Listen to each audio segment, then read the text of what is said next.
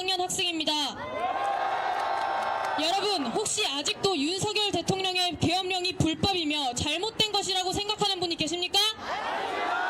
윤석열 대통령께서 갑작스럽게 계엄령을 선포할 수밖에 없었던 이유는 반국가 세력들이 자유민주주의와 법치주의를 무너뜨려 더는 헌법적 원칙을 지키며 국정 운영을 할 수 없었기 때문입니다.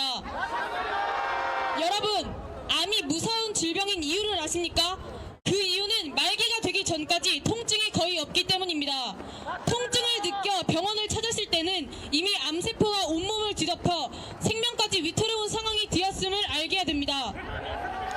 지금의 대한민국 상황이 바로 이와 같습니다. 맞습니다. 12월 3일 계엄령은 암세포와 같이 대한민국을 뒤덮은 반국가 세력과의 전쟁을 선포한 것입니다. 저희 청소년들은 지금까지 자유와 번영, 풍요를 아무런 대가 없이 누려왔습니다. 그런데 이제는 그것을 지키기 위해 우리가 직접 감사와 용기로 대가를 지불해야 할 때임을 깨닫게 되었습니다. 과거를 돌아보면 오늘날 대한민국의 자유와 번영은 그야말로 기적이라고 할 수 있습니다.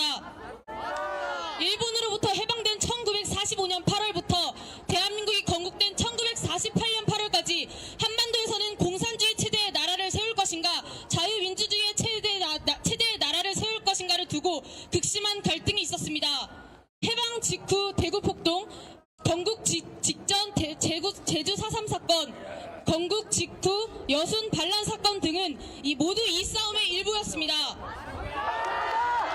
그러나 대한민국은 자유민주주의 체제의 건국에 성공했고 이후에도 자유를 지키기 위한 힘겨운 싸움을 계속해왔습니다. 1950년 북한의 남침으로 6.25 전쟁이 일어났습니다. 이 전쟁은 대한민국이 공산화될 것인가 자유를 지킬 것인가를 두고 벌어진 체제 전쟁이었습니다. 이 싸움은 지금까지 단 한 번도 끝난 적이 없습니다.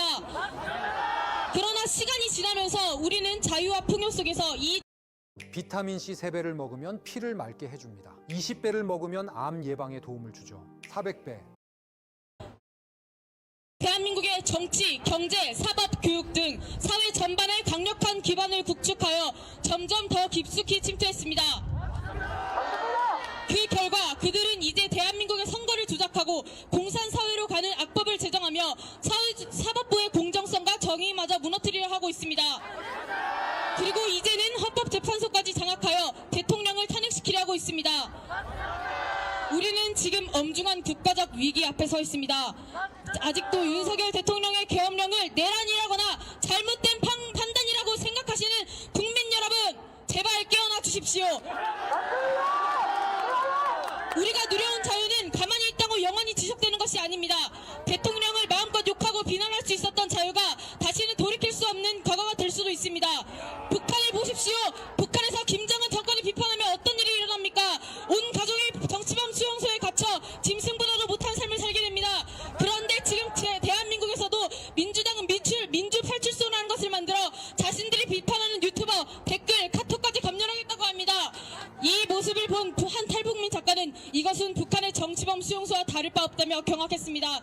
우리는 이제 깨어나야 합니다. 오늘날 우리가 누리는 자유와 번영은 절대 거저 얻어진 것이 아닙니다. 150여 년 전 수많은 선교사님들이 대한민국을 위해서 헌신하셨고 대한민국을 공산 세력으로부터 지키기 위해 전 세계 자유진영의 청년들이 목숨을 기꺼이 내놓았고 대한민국의 어르신 세대는 우리 세대를 위해 성실히 땀을 흘렸습니다. 이 자리를 빌려 대한민국을 위해 헌신한 모든 분들께 깊은 감사를 드립니다. 우리가 자유 수호를 위해 싸움을 외면했던 80년 동안 저 북녘의 동포들은 김일성 3대 독재 체제 아래에서 끝없는 고통을 겪어야만 했습니다. 우리가 자유를 지켜내야만 아직 자유가 없는 저 북녘 땅에도 자유가 임하게 할 수 있습니다. 여러분, 우리 바로